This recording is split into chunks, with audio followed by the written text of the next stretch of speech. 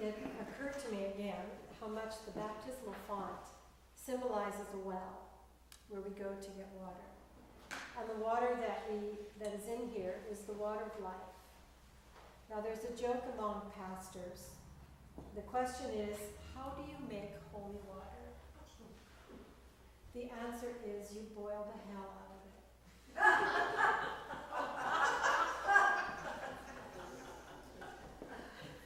That's my joke for the day. However, when we have baptism, we have a prayer that we say. And while we say this prayer, we pour the water into the baptismal font. And I haven't boiled the hell out of this water, but I do bless it. And I bless it with my hands, just taking the spirit and the energy of God's Spirit in me, and I send it out through my hands into the water. And I bless this water in this way. Okay? And what I'm going to do right now to sort of begin things is I'm going to just say this prayer. You're invited to receive it as a prayer or just hear it as important words. And what we say is that we give you thanks, O God, for in the beginning your Spirit moved over the waters, and by your word you created a world, calling forth life in which you took delight. Through the waters of the flood, you delivered Noah and his family, and through the sea you led your people, Israel, from slavery into freedom. At the river your son was baptized by John and anointed with the Holy Spirit. By the baptism of his death and resurrection, we are set free from the power of sin and death, and we are raised up to live with you. So water is important to the spiritual life of the community of faith. And this morning we're going to talk a little bit about a story about water and what it means, physically and spiritually as well. You'll notice also that Bev put on the altar this morning, we didn't have flowers, but we have some little water pitchers that symbolize water in general, but also symbolize the fact that all over the world, people sometimes have to fetch water. They have to come to a well. They have to get water and take it back home with them. And that is what this woman was doing in Samaria. The Holy Land was not necessarily a parched desert, but it was a dry land. And there were rivers, there were seas, but when I think about it, I kind of think about the Okanagan, and I think about the Similkameen River, a beautiful river, and the lakes, and yet the land itself tends to be quite dry. And you have to bring the water from deep down below to water your crops, your orchards, and your vineyards. So there's a need to go and fetch water. So what has happened is that Jesus has come with his disciples, and they're passing through Samaria. Samaritans and Jews are kind of at odds because they are both descended from Jacob, and they are both consider themselves the children of God, but they have some differences of opinions. And one of those is that the Samaritans believe that within their territory is a holy mountain that is where God at one point had said, "This is where you will worship me."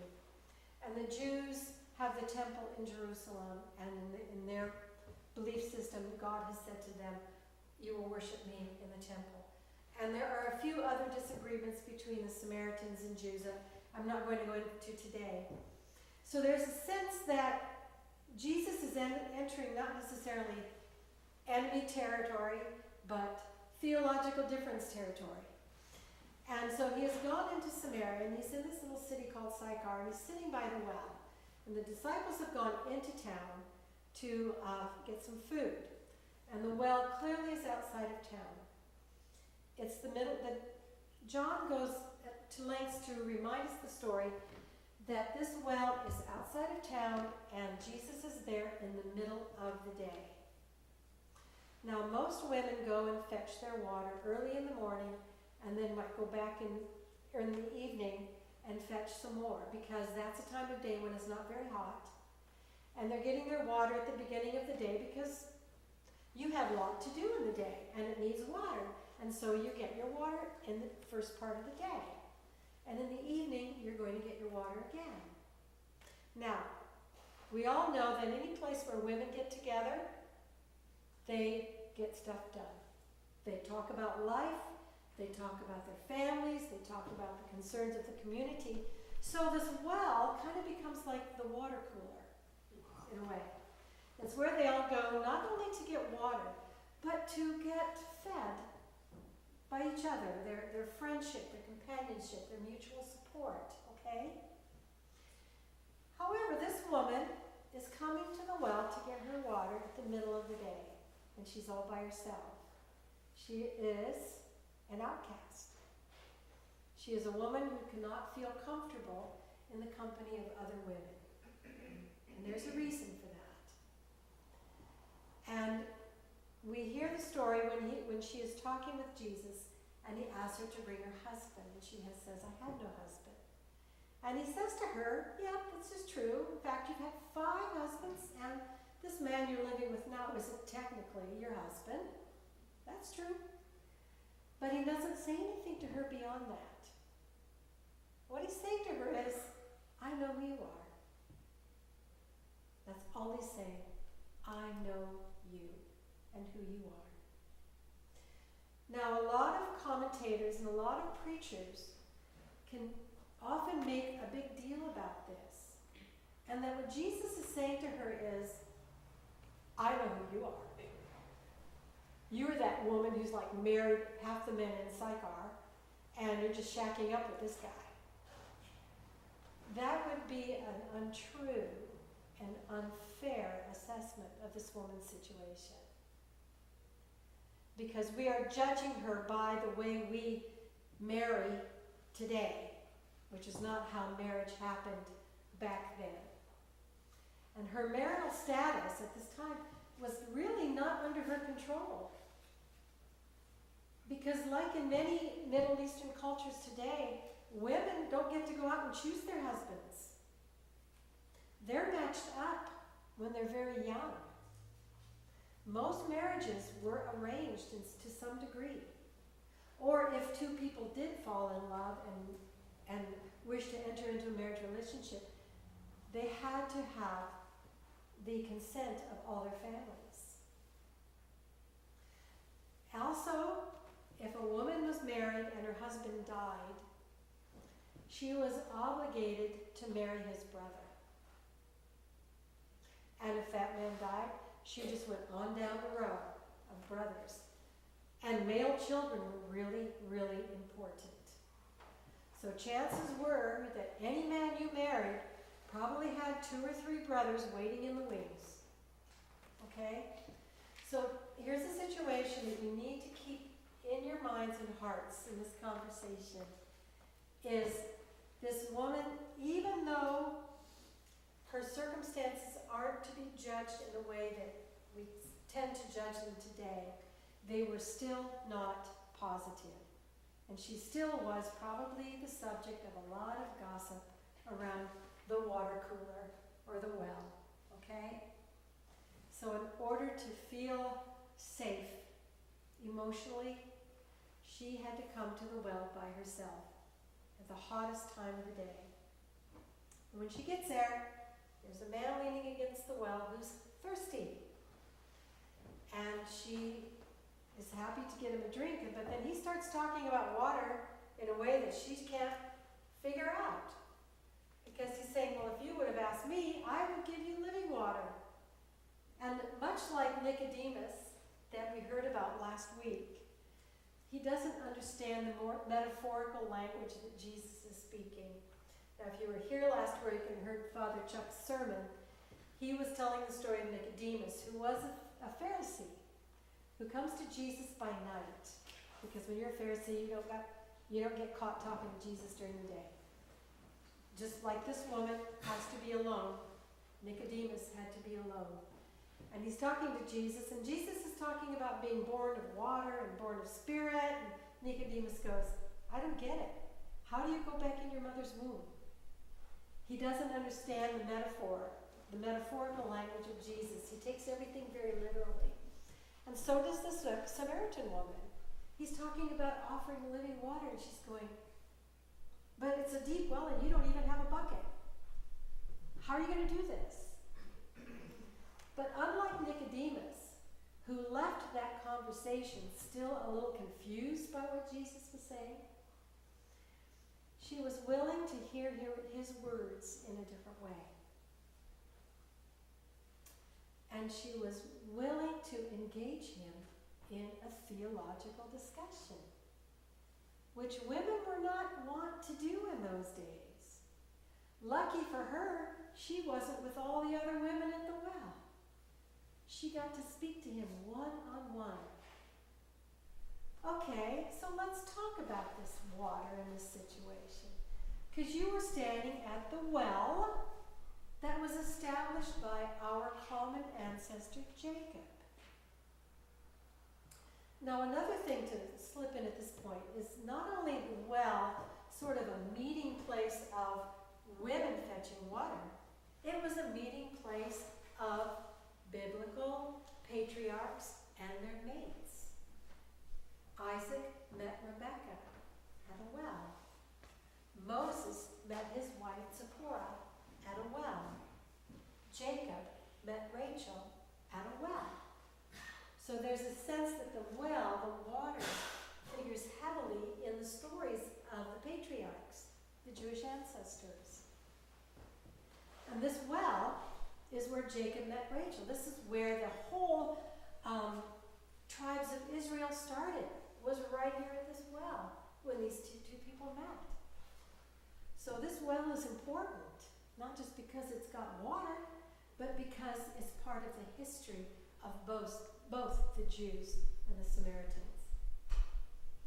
So Jesus is clearly not in home territory, which probably has emboldened this woman to say, okay, you're in my turf, let's talk. And they have a fascinating discussion about this. But his line of questioning gives her the opportunity to open her mind and heart to listen to his words in a different way. And whereas Nicodemus could only shake his head and go, I don't get this, I'm going home, this woman goes, oh my gosh, he's talking about something that's not just physical water. He's talking about spirit. He's talking about knowledge. He's talking about something deeper. And the fact that he could stand there and tell me about my sorry life and not condemn me for it, that is refreshing water to my soul. And so this woman goes from being an outcast to being what some commentators call an apostle. Because she took that message, she took it to the very people who ostracized her, and she used it. She used her life situation to say, this man has promised me something and it's here for you too.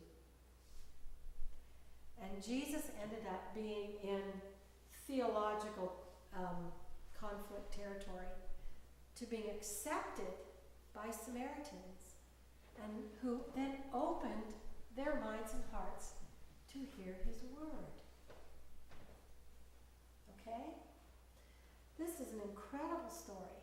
And one commentator notes that those words at the very end of the story, when the Samaritans say, he is truly the Savior of the world, the only time in the Gospels that sentence shows up. The Samaritans got it. They did it. So, now we're going to go into a little lesson, kind of metaphysical lesson, I guess. Talk about metaphor. I've talked about light an awful lot, and I've talked about it as being love. I've talked about light as being energy. Anything that's physical, you can break down. You can break it down into molecules, you can break it down into cells, you can break it down into any kind of fragments, and then bottom line, you always get down to the atom. Everything is made up of atoms, okay? And there's a sense that that the atoms are basic. If you take an atom and you hit it hard enough, you're going to get massive explosion. Atoms are such concentrated energy. And so when we read the creation story in Genesis and we talk about the first night and the first day, we understand that the first creation of God is light, which is pure energy. Light can't really be broken down into anything other than what it is. So the second day, what is created? Land and water. The firmament. We have the sense of the firmament. The firmament is that misty place where air and water kind of mix, where condensation becomes rain and becomes part of that water cycle that cools the earth, that feeds plant life, that starts life going. So first you have light, and we think about Jesus as being the light of the world, the fundamental energy of everything that is, has become personified in a human form. And in this story today, what we have is elemental water. Hydrogen, oxygen. 2 parts hydrogen, 1 part oxygen. Elements. Water is an elemental force. And where are we without it? We are dried up, shriveled up, nothing. Light can't do what it does without water. Plants cannot photosynthesize light if they don't have water to feed them. I notice we don't have flowers up here today, but whenever Ilma puts flowers on the altar, they're always in a vase of water, because we can't have anything without light or water. This is how fundamental and how elemental the love of God is in our human life and in our hearts. Jesus, I am the light of the world. He actually says that to us. He said that to his disciples. He said, you are the light of the world. Don't hide that light. To the Samaritan woman, he says, I have the living water. This water inside of you gushes like a spring. Gushes. And if you've done any driving up and down, say, the Hope Princeton in springtime, when the rivers are running really high, that sense of gushing water, the energy that moves through those riverbeds and that water, powerful, powerful energy. And you know, where do you see trees in these areas when you're in those sort of semi-arid areas? They're all growing by the rivers. You drive through, one of the places we used to go a lot when our kids were young, we used to go down to Baja, in Mexico. And it's very dry, it's desert, it's desert. And you're driving along, and all of a sudden you look in the distance, and there's it's almost like a green carpet. What in the world is that? And as you drive closer and closer, you realize it's palm trees. It's like an oasis. And the first thing you think is, there's water down there. And what they have in these desert places in the Baja, I'm sure on the mainland, is places where the rivers live underground. They move underground, and then they come up above ground, and they flow for a while above ground, and then they go back underground. And where the rivers are coming to the surface and splashing through, that's where all the plant life is, and all the palm trees grow. And the deeper the water goes into the ground, the drier the land, and then you're back in the desert. It's quite an amazing thing to experience. Like, it would be like being in a desert and seeing an oasis, someplace where the water has come forth and there is life. John's gospel is very metaphorical. The language is very mystical. And anytime you read about things like light or water, you have to think of them as metaphors for God, without which nothing was made, without which nothing can be saved. Nothing can be enlivened, nothing can be sent forth to bring love and redemption to the world. The planet, sometimes when you listen to the news, the planet feels more and more like a desert bereft of the waters of life. We see so much suffering, we see so much anger, we see so much conflict. We see people who cannot connect anymore, whether they're in marriages or communities or between countries. Where did it go? It feels like a spiritual desert. Who are we? We are the living waters. We are the gushing rivers and streams, the springs that bubble up from deep within and bring life and greenery and vibrancy and color and food and sustenance to the world. This little group, in this little building, in this teeny tiny little finger land, we are part of that living water. This is what we are called to be. It is what we are called to do. Okay?